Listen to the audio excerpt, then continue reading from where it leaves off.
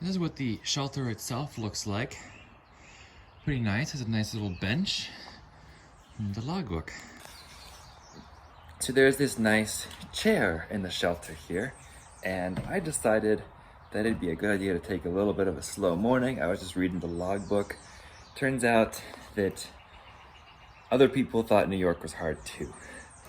So much so that one that I'm not going to show because there's profanities in it, but somebody said, I'm done with this trail. This New York has kicked my you know what, and I'll be back to try again next year. Or maybe to continue, I don't know. But New York's hard. So I have 31 miles left of New York, and I'm thinking of splitting that up into 2 days rather than trying to rush it. Because I don't want to rush. I had a little bit of a bad day yesterday, so I want to take my time, enjoy the process, take care of my feet until I get my new shoes, which are coming. Tent's drying out really nicely there in the sun there. It got a little wet from all the fog and dew this morning, so I figured I'd let it dry out and take a slow morning for my mental health. I'm having some nice chocolate too, which is also good. And before it melts, I got this at the Appalachian market yesterday. Now it's expected to be warm today, so I took all the chocolate out of here and broke it up and put it in my trail mix bag. So that if it melts, it's all together in one bag, there's no plastic around it, and it will still taste good as a chocolate bark mixture type thing. How did you get on my bag? What are you doing up there? Good morning, Appalachian Trail. That sign is funny. Good morning. Welcome to day 89 on the Appalachian Trail. Welcome to the Appalachian Trail. We are Stake the Eagle, and we are hiking northbound from Springer Mountain, Georgia to Mount Katahdin, Maine. The weather has heated up, y'all. We're expecting mid to upper 80s today. Mid-Atlantic heat. We are in New York State, and we are trudging along. We are waiting for our new shoes, which should come in very soon. And we are taking it a bit slower through New York because all these hills, these ups and downs. New York is no joke. It's difficult. So we might take today a little bit slower. Took a slow morning today because we had a difficult day yesterday. So that helps the mood a little bit, and we're going to enjoy our day out here. I'm so glad you're here with us. If you've been here before, welcome back. If you have not been here before, I'm so glad you've tuned in with all of us, because we are a community here on the Appalachian Trail, and I hope you enjoy following along for day 89.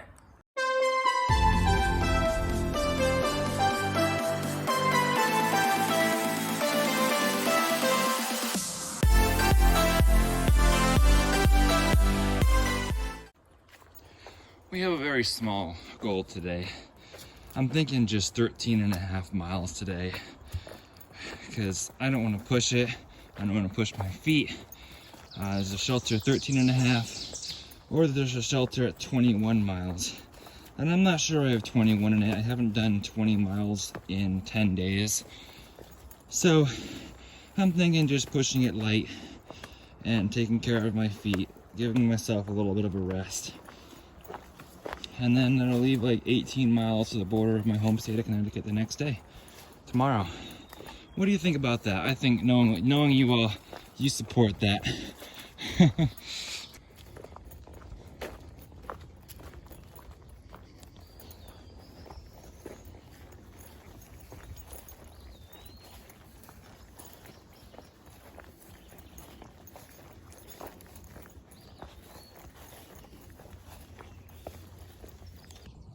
Have a little view from Long Hill here. Our next Long Hill Road. I'm feeling a little tired right now, so I'm gonna go for these jelly beans, sport beans, electrolytes mix.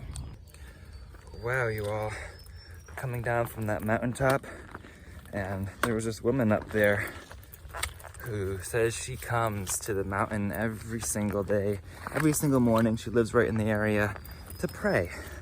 And I'm like, wow, you know, I love that you do that. And it reset my whole day especially after the day yesterday where I felt like I was just complaining a lot. It reminded me just of how much I can be present with God if I just pay attention to Him. So I'm gonna do that more. I took the moment to just say a prayer in the mountaintop, and I felt connected.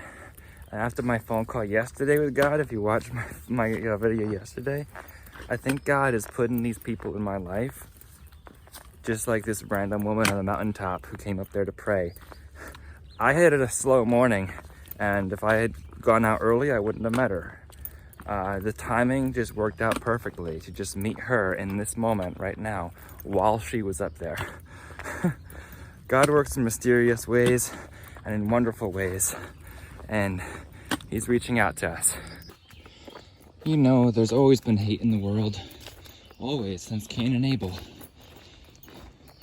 There's only one thing that we really can focus on to lessen the impact of hate in the world and violence,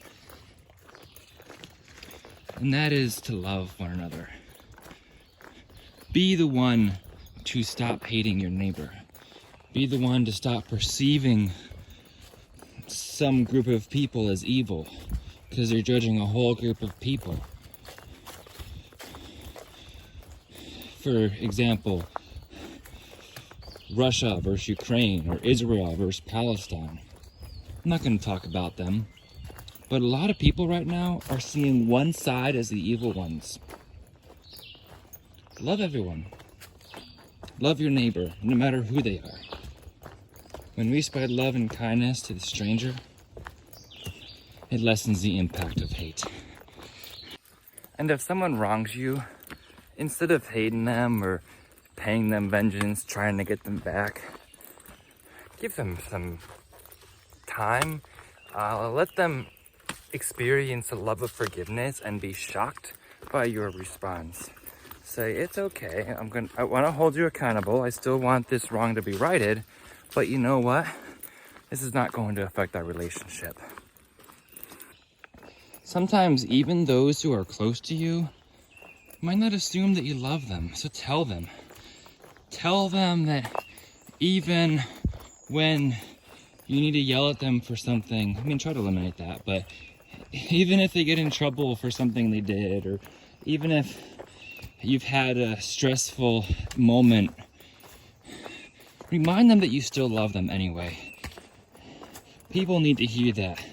Whatever relationship they are to you, whether it be a daughter or son, or uncle or grandparent or parent or friend, just remind them that you love them and that nothing will get in the way of that. Right now we're climbing up Shenandoah Mountain, and then Shenandoah campsite is on the other side of that, and then RPH shelter after that. So the AT does not actually top Shenandoah Mountain. The top is up there somewhere. We are skirting the side of it. Fancy that, New York. But I just walk here and remember, as I'm thankful for the little bit of flat walk that I have so far, much more today than I did yesterday and the days before. I'm thankful for the experience I had in Shenandoah National Park.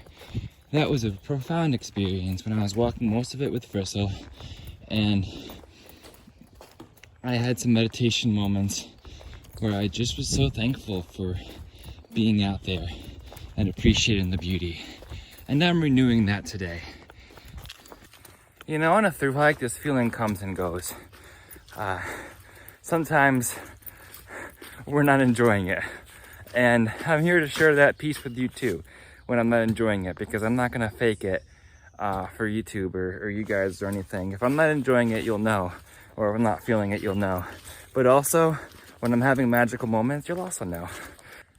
Honestly, when it comes right down to it, I created this for my video journal. So I created this for myself and for sharing with friends and family. I didn't intend for it to morph into all that it has, and I'm thankful that it has. But it's still my video journal, so I'm going to share how my day is going, regardless of how many comments I get that you're being so negative or complaining so much. So I'm doing it. It's my journal. It almost does have a Shenandoah vibe to it. Probably what they call it, Shenandoah Mountain. These miles are so much easier than, look at this. This is already Shenandoah campsite. I'm already here. These miles just are coming so much easier than yesterday. So much easier on the day that I was like, you know what? I'm just gonna take it slow because New York's difficult. Now New York seems easier. Funny how it works that way, right? Anyway, I'm still gonna take it slow. I'm going to stop at the RPH shelter for lunch, and I'm going to have a peak refuel lunch. I have not had a peak refuel meal in days because I've went into my tent because to escape all the bugs, or like yesterday I got in really late and I just wanted to sleep. So part of my taking it slow is going to be having a nice peak refuel meal at the RPH shelter. I think that will be good for me.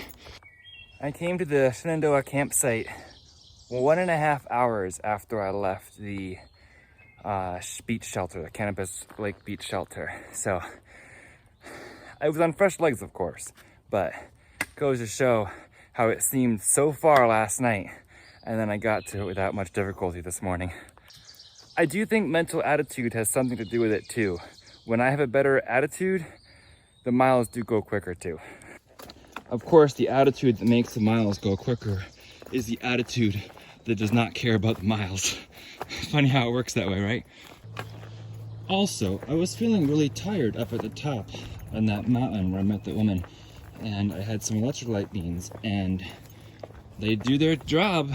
I feel so much better, much more energy, and I will be putting an electrolyte mix in my drink later today too for the heat of the afternoon. We've reached the top of something. There really isn't a view, but the Taconic Parkway Valley is down there. I can hear it.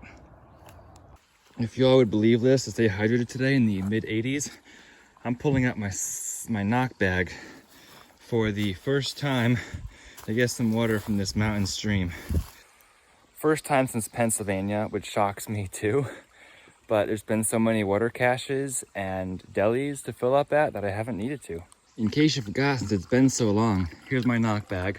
This is how I filter water. Connect one end to the Sawyer, the arrow points down, that's where flow goes. Coupler that connects the Sawyer to the smart water bottle, and then it flows right into the bottle, just like magic. All I'm doing is holding it to let gravity do its work.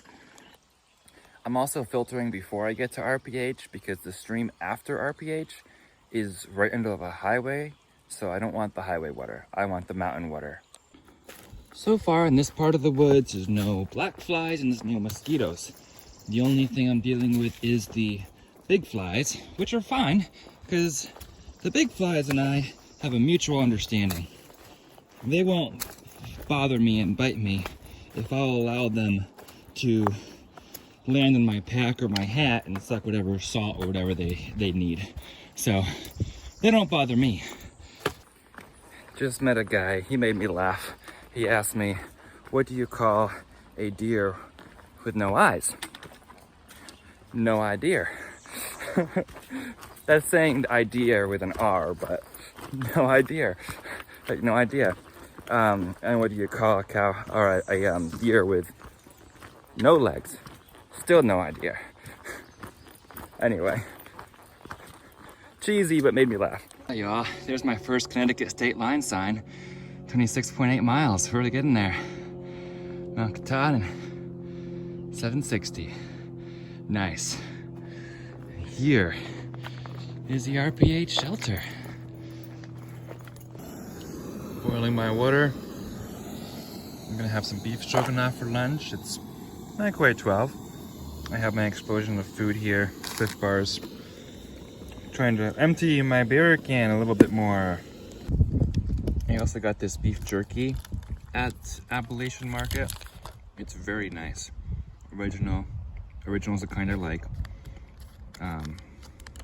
Beef steak. It's all about the calories, right? I'm not sure this privy. It has a picture on the wall. It has a flush toilet. It says, warning, no diving. And another picture painted nicely.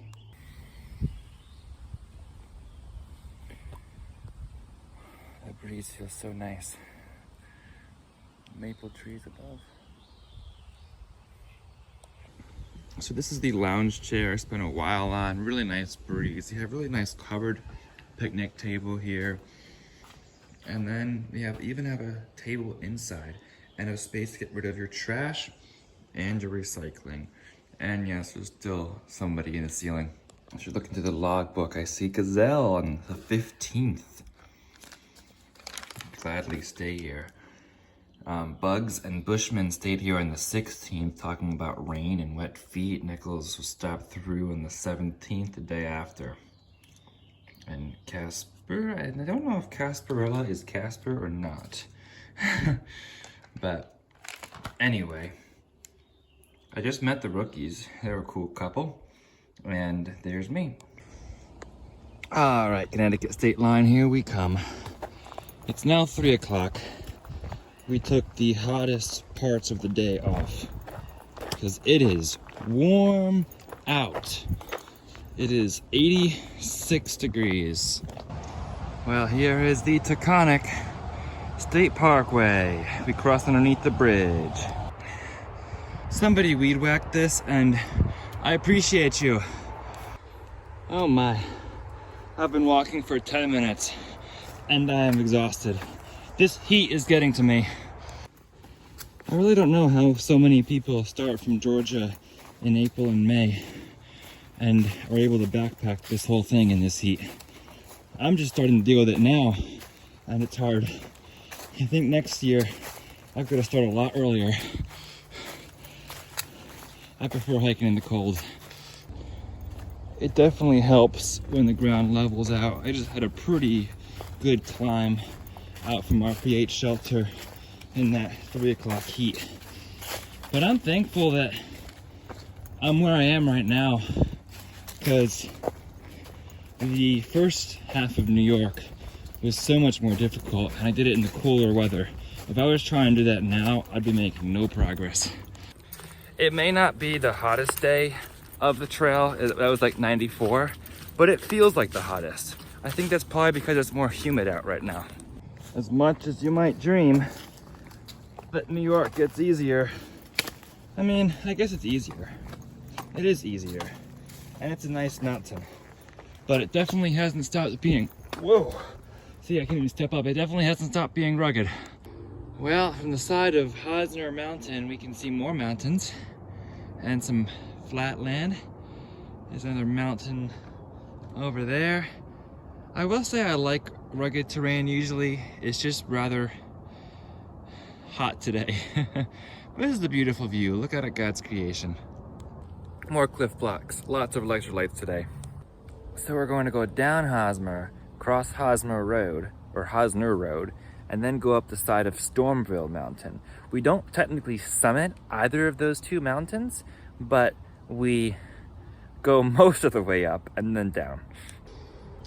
New York has rocks too.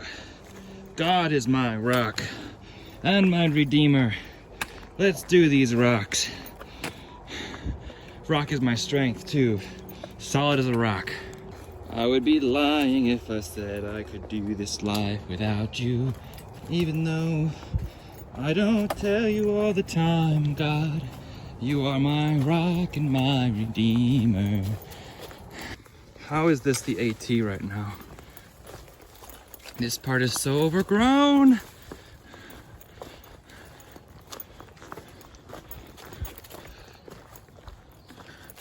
Doesn't even look like a trail.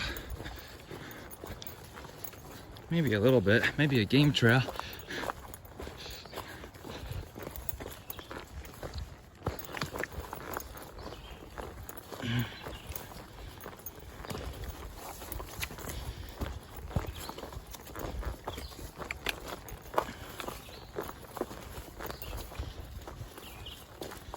There's a blaze. Wow, there's a tiny little view through the tree is there. AT. This is how overgrown some of the sections of the AT are. I emerged from that. AT, I see a cooler. Oh, I could use some nice cold drink right now. Could it be? Is it empty? Oh man, okay. Far Out says not to drink this water because it runs through cow pastures upstream. Usually I heed Far Out's comments. I've got a ½ liter of water left. What do you think? What is that supposed to mean? Are we playing chess now? They're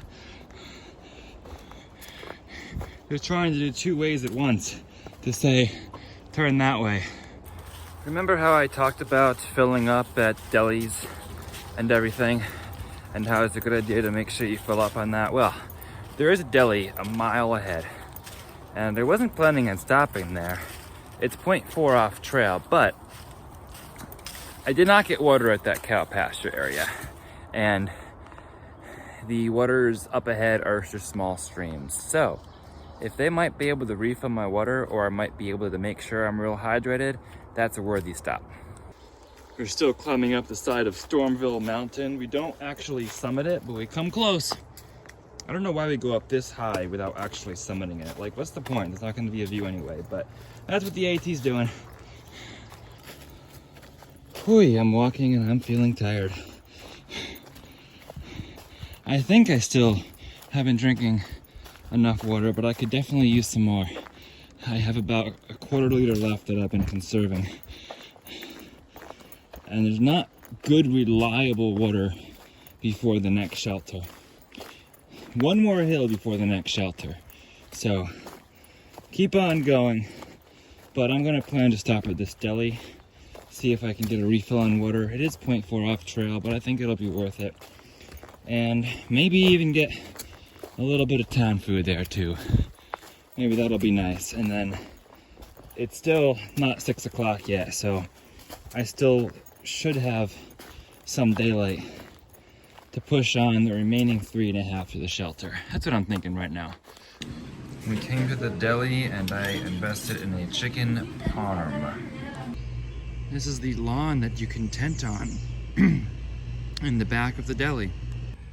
Well, I could push on the 4 miles to get to the shelter that I was planning on going to, or I could just enjoy this nice lawn right here. And being that it's 7 o'clock now, I think I'm gonna do just that. Corrado's Pizza and Gelateria. Unfortunately, they were out of gelato. And then this deli. The deli itself is open from 6 to 7. Alright, y'all. We are in our tent. It is extremely warm out. It's still in the 80s, I think. I don't know how low it's supposed to get tonight, but I might not even unwrap my sleeping bag.